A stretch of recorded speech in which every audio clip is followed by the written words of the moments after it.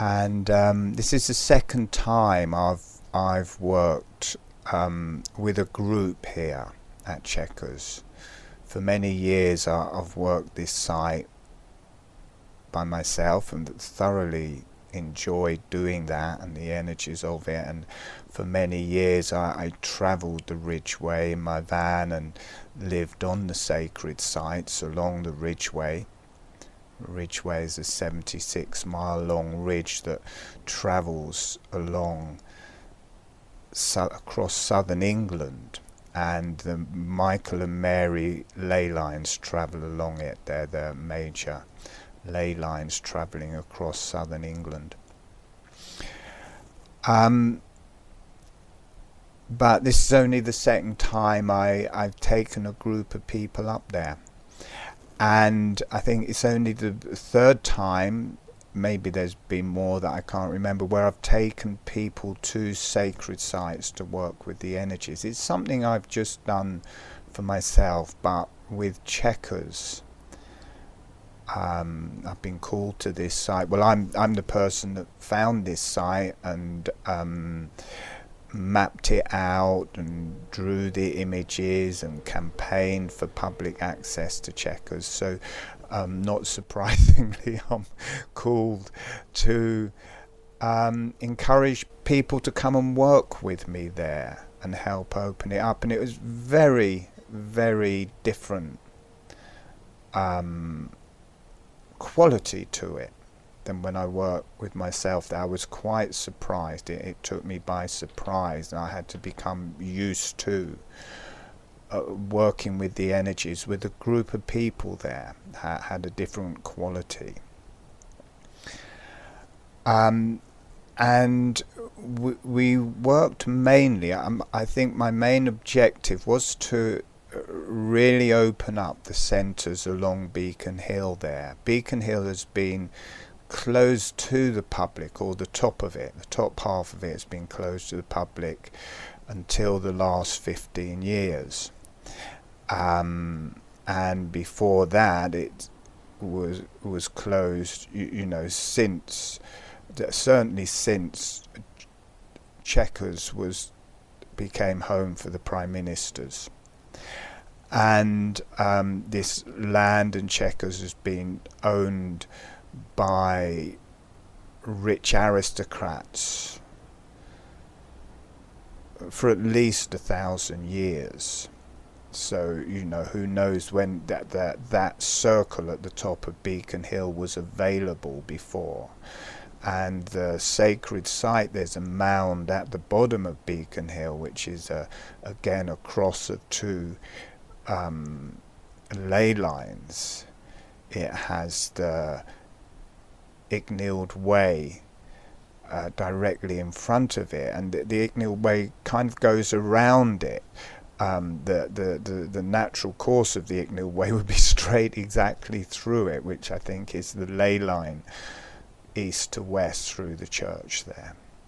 And then there's a south-north ley line going through to a spring in some woods just below it. That spring doesn't have a name, but I've called it Chalice Well, because Chequers is the Chalice, or sorry, Chalice Spring. There is already a Chalice Well at Glastonbury. This is the Chalice Spring at Chequers.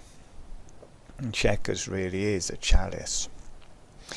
And that marks an earth and a ground, and the ceremonies on top of Beacon Hill, I think, were run along with ceremonies at the mound at the base of Beacon Hill to balance the energies, because they make a perfect balance. So it's a long time since this hill has been worked. So you know, I've uncovered it personally for myself in that way, and that's at a certain level. But then you hit on it at another level when there's a group of you. And so again, it takes a while to blow the dust off it, which I felt on the day we were working through layers. And even though it was opening, by the end, I think we were working up there for about an hour and a half, just around that circle.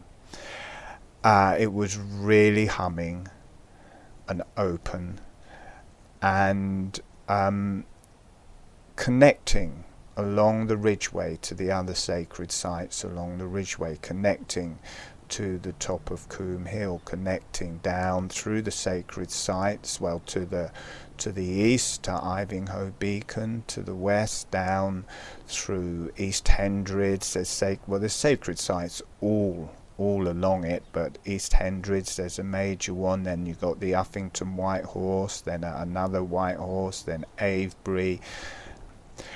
So it started working. You know, people really did do their jobs, and it wasn't easy. You know, it's not, you know, in the webinars it's easy, and it's a different level of energy in the webinars. The energy really takes off strongly and quickly in the webinars, because we're very much working with our internal energies as a reflection of Chequers, and people are in the comfort of their own room, and that is contained in their room. So there's an ease to it, that people can drop into a meditative state. It's not always easy when there's a strong wind and it's cold and I'm having to almost shout so people can hear me. It's not easy to find that balanced state of meditation. But everybody did do their jobs. They stayed with what we were doing, and I congratulate them for that. And by the end, everything was harmonizing. There was a beautiful energy buzzing in that circle at the front of Beacon Hill. It was connecting to the whole chalice. It was grounding through the stem. It was balancing with Coombe Hill. It was balancing and grounding through the church at the bottom of Beacon Hill and down to the springs. So by the end, it was just humming along nicely, and it wasn't in the way I'd expected. It was a totally different energy to what I was expecting. So you know, that is nice for that as well. And I'll be carrying on with these. I go up there a lot, but once a month I'll be inviting people to come along with me. I don't really mind how many people come, but it was great to have that number, because at the end we could make a circle. We could get a proper everyone around the natural circle at the front of Beacon Hill. We could get everyone around it, so really made a proper circle of people on the circle. So it would be great to get that number of people, but you know, I can work with it, whoever wants to come along and however many want to come along. I guess this will become more popular in the summer as it's warmer for people up there. But we have a free webinar next Sunday, on Sunday the 29th, so people can come to that. And we will be working with the Dell as well, which is the central place for the chalice, and Coombe Hill and Beacon Hill. When we're doing webinars, we can easily just move, you know, spiritually, psychically, energetically, whatever you perceive that, to the different areas